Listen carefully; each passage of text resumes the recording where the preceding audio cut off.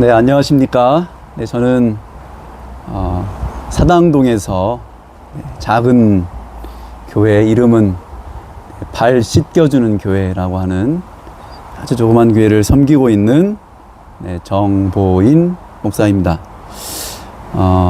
원래 본 교회 이름은 영어 이름으로 지었습니다.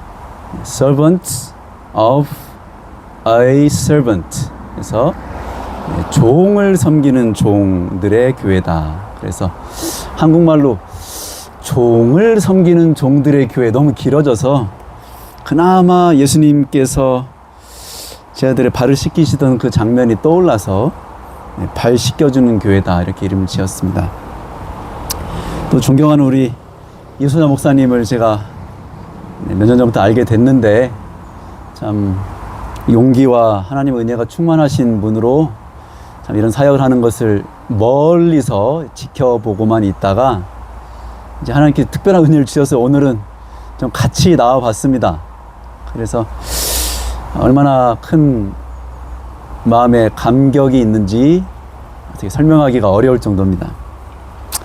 그 은혜를 말로는 안 될 것 같고 참이 한 소절로 여러분들과 함께 나누고 싶습니다. Amazing grace, how sweet the sound that saved a wretch like me. I once was lost, but now I'm found. Was blind, but now I see.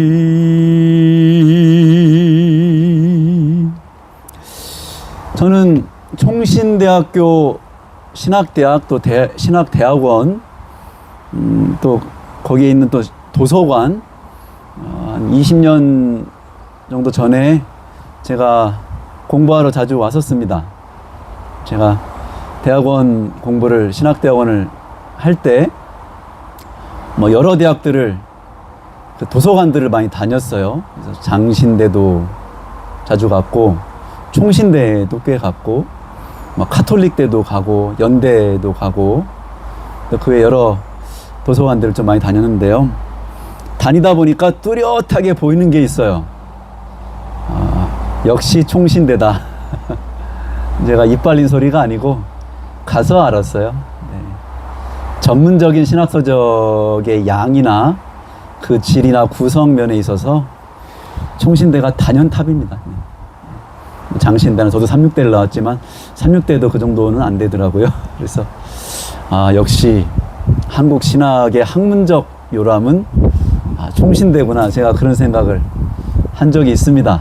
근데 이제 그러면 이제 총신대가 사당동에 같이 있지 않고 신학대학원에 따로 용인에 와서 기도원천을 운영하는 느낌이 있어요. 참 와보니까 경치도 좋고 참 아름다운 느낌이 좀 들었습니다. 교훈도 참 마음에 와 닿아요. 신자가 되라, 또 거룩한 성도가 되라. 성자인가요? 네, 아무튼 참 귀한 뜻이 있다고 생각합니다. 저는 지금 교단이 따로 존재하지는 않습니다. 원래 타고 나서 배운 교단의 교리는 이제 제7일 안식일 예수재림교회 교리를 배우고 자랐고요. 지금은 어떤 교단에 소속되진 않고 자립적으로 교회를 운영하고 있습니다. 그래서 오늘 드리는 말씀은 어떤 교단의 입장을 대변하거나 또 교단의 이야기를 투영하는 방식은 아닙니다. 저 역시 길을 찾아가는 사람으로서 이미 그리스도를 발견했으나 더 그 안에 깊은 그리스도의 은혜와 뜻이 있기에 나아가는 입장입니다.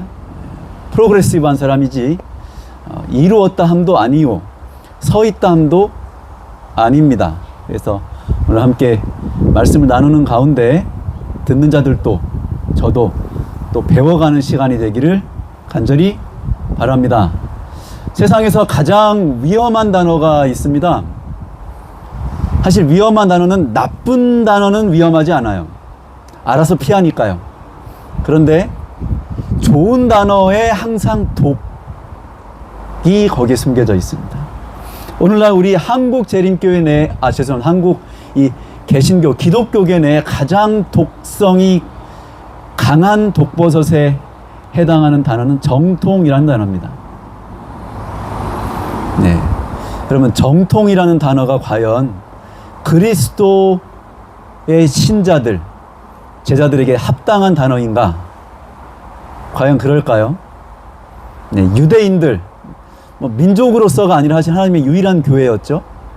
구약 성경을 다 지어내고 하나님의 모든 교회의 원조이자 뿌리인 그 유대인들이 완벽한 정통이죠, 그렇죠? 이거보다 정확한 정통이, 그거보다 확실한 정통이 어떻게 있어요? 혈통적으로나 신학적으로나 역사적으로나 완벽한 정통이죠. 지금 오늘날 이 세상에는 그만한 정통은 없어요.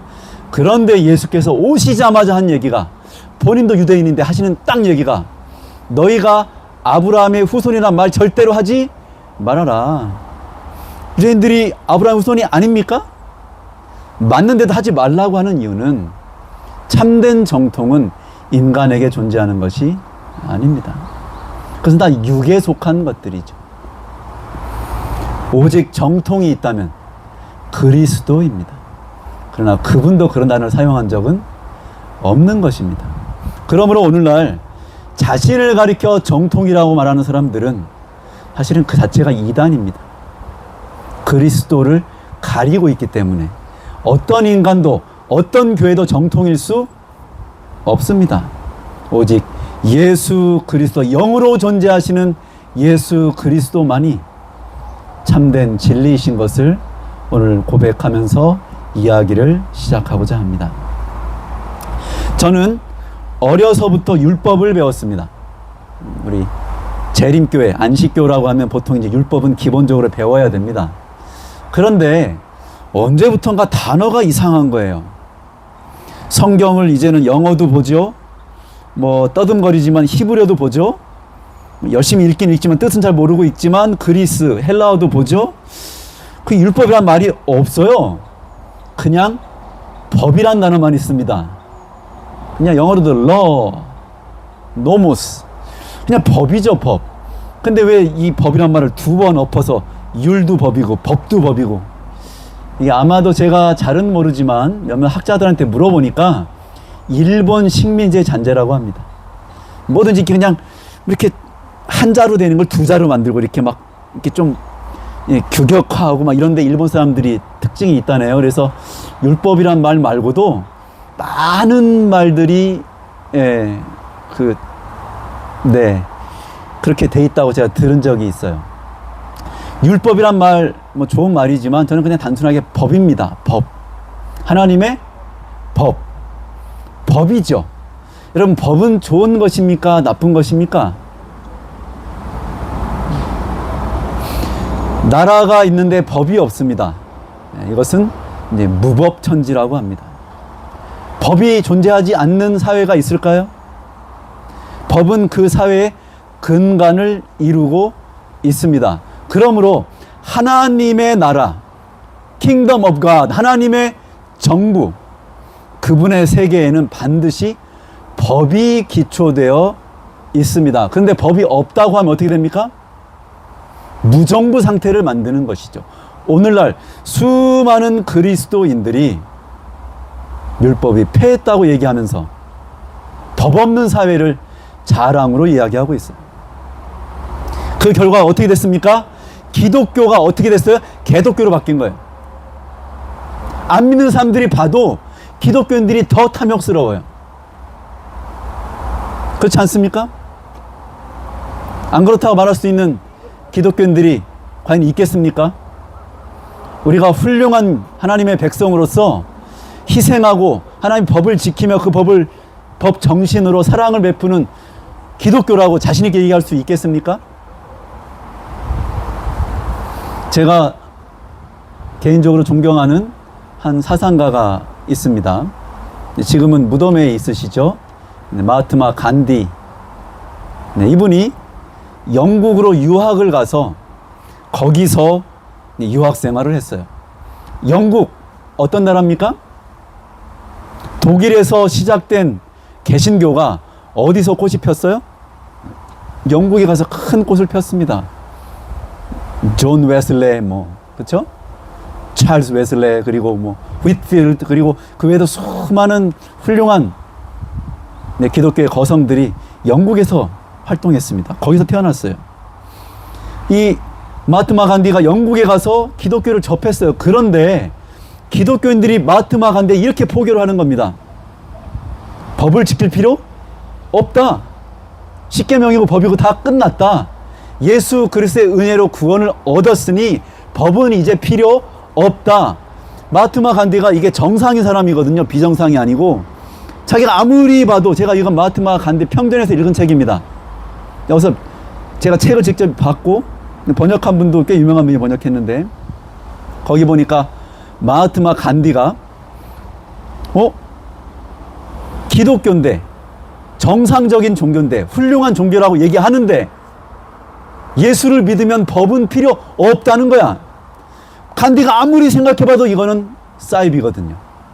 이건 정상이 아니거든요. 아니, 예수를 믿으면 법을 다 잘 지켜야지 어떻게 예수를 믿으면 법이 없어집니까? 간디가 거기서 기독교인데 있는 것을 포기했다고 그 평전에 써 있어요. 여러분, 우리가 오늘날 기독교가 대부분 다 반법주의, 법을 배격하는 줄에 다 빠져버렸어요. 법을 너무 들어가서 그 조문에 너무 빠지고, 그거 따져서 사랑도 없고 의도 없고 은혜도 없는 법으로 가는 것도 문제지만, 법이 없는 건 더 큰 문제입니다.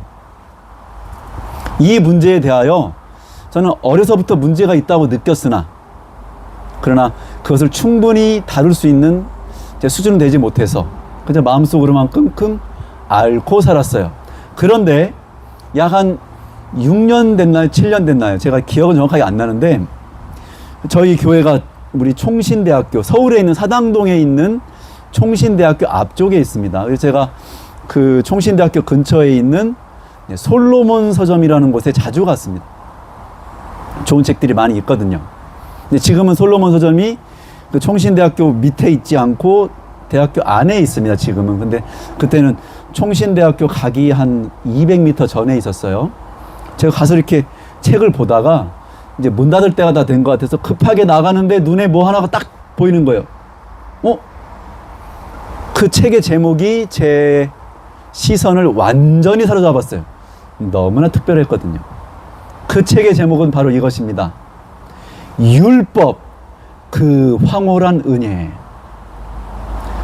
총신대학교 앞에 있는 솔로몬 서점에 율법, 그 황홀한 은혜. 내가 눈이 뭐가 잘못됐겠지, 설마. 이 정도 수준의 책은 우리 재림교회에도 없어요. 율법을 옹호한다고 재림교회들 얘기하지만 율법 사실 조금 우리도 껄끄럽거든요. 은혜라기보다는 좀 지키긴 지켜야 되겠는데 잘 안 되는 이게 율법인데, 우리도. 아니, 율법, 그 황홀한 은혜. 눈이 제가 띄용 나와서 설마 그러고 다시 봤어요. 맞아요. 샀습니다. 그리고 그걸 가지고 나왔어요. 읽었습니다. 몇 가지 내용이 있습니다. 그리고 이제 그 책을 가지고 우연히 그 두레교회라고 하는 교회에 있어요. 그 교회 어떤 장로님하고 제가 친분이 있어서 이제 그분하고 얘기하다가 그 책을 소개를 했더니, 아이고,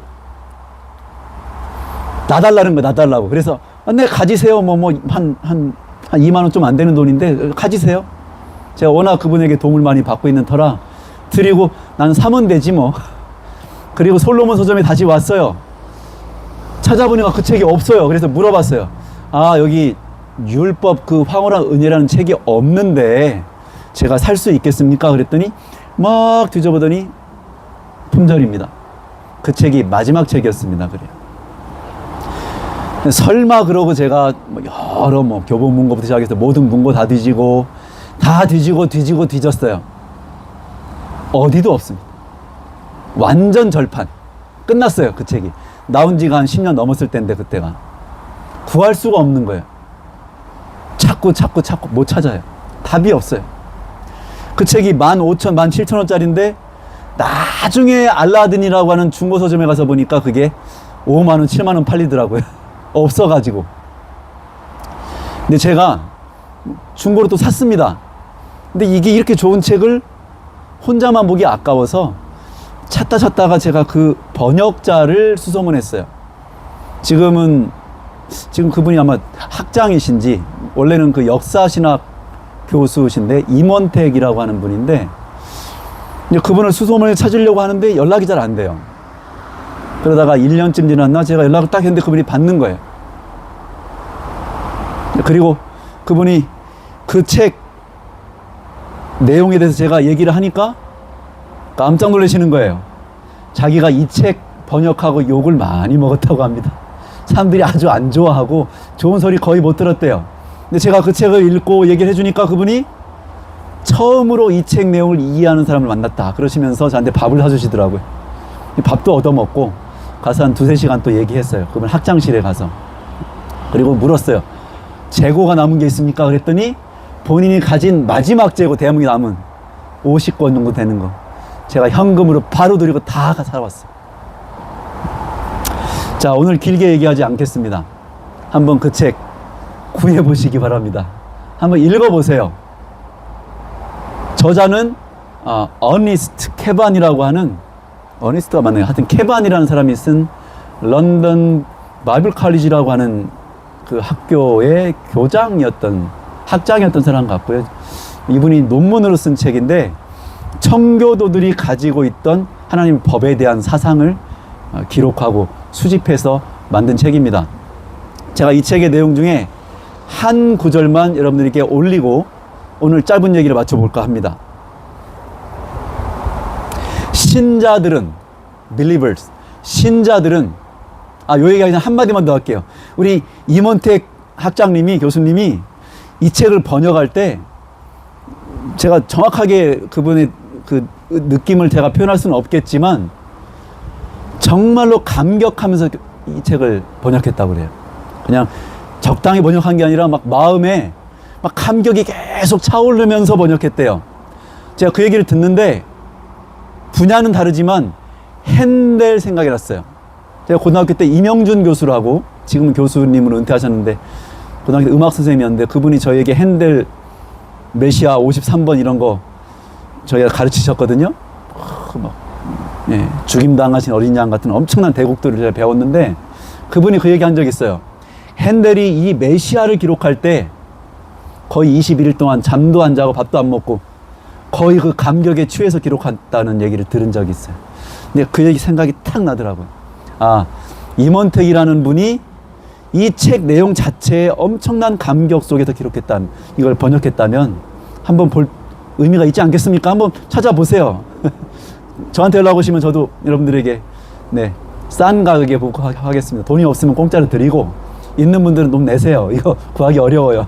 자, 그런데 이렇게 얘기합니다. 신자들은 예수 그리스도의 보혈을 믿음으로 율법의 정죄로부터 벗어났다.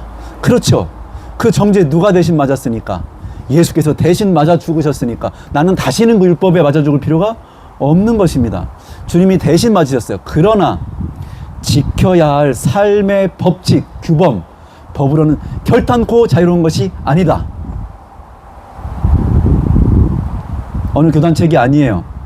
청교도들의 400년 전의 기록들을 모아서 편집한 책이에요. 예수 그리스도의 피로 정결케 되었으므로 신자들은 이제서야 법을 지킬 수 있는 준비가 되었다. 그러므로 율법, 법은 그 자체가 복음이며 우리를 자유케 한다. 여러분 어떻습니까? 제가 말을 더 할 필요가 있겠습니까? 책 자체로 말이 되지 않습니까? 그리고 그 책이 얘기했어요. 오늘날이 아니고 400년 전에도 사탄의 정신, 귀신의 정신으로 하나님의 법을 밀어내는 수많은 노력들이 있었다는 거예요. 이렇게 얘기합니다. 율법주의도 문제지만 반율법주의도 문제다. 율법주의도 아니고 반율법주의도 아니고 오직 예수의 복음으로 우리는 그 법을 실천한다. 어렵습니까? 오늘날 기독교회가 거의 99.99%가 다 반율법주의로 갔어요. 그리고 극소수는 또 율법주의로 갔어요. 여러분, 다 아닙니다. 그분의 법은 하나님의 마음, 그분의 정신, 그분의 뜻을 드러내므로 폐지될 수 없습니다. 이것은 영원한 것입니다. 하나님이 영원하듯이 그분의 법도 영원하며 그분의 나라도 영원하며 그분의 신자들도 영원한 것입니다. 그렇지 않습니까? 여러분이 육으로 장로교회든 재림교회든 감리교회든 그 육은 없어지는 거예요. 그러나 영으로 하나님의 마음, 그분의 뜻, 그분의 사랑이, 그분의 법이, 그 법 정신이 여러분의 마음에 사로잡아 있을 때, 살아있을 때 그것은 영입니다. 사라지지 않을 것입니다. 주님 오시는 그날까지 또 영원토록 하나님의 법은 우리 마음에 새겨져 사라지지 않을 것입니다. 하나님께서 축복하셔서 우리 모두가 다 하나님의 법을 회복하며 그 법 안에 거하는 참된 자유인들이 되시기를 바랍니다. 대한민국 국민이 법을 지키지 않으면 그건 자유가 없는 겁니다. 대한민국 국민이 그 법을 지킬 때 대한민국이 올바로 서는 것처럼 하나님의 세계, 그분의 나라, 그분의 교회도 그분의 법을 순종할 때 올바르게 서게 되는 것입니다. 기억하시고 나누시고 이루시고 잘못 살았으면 이제라도 돌이키시기를 바라면서 짧은 간증을 마치겠습니다. 감사합니다.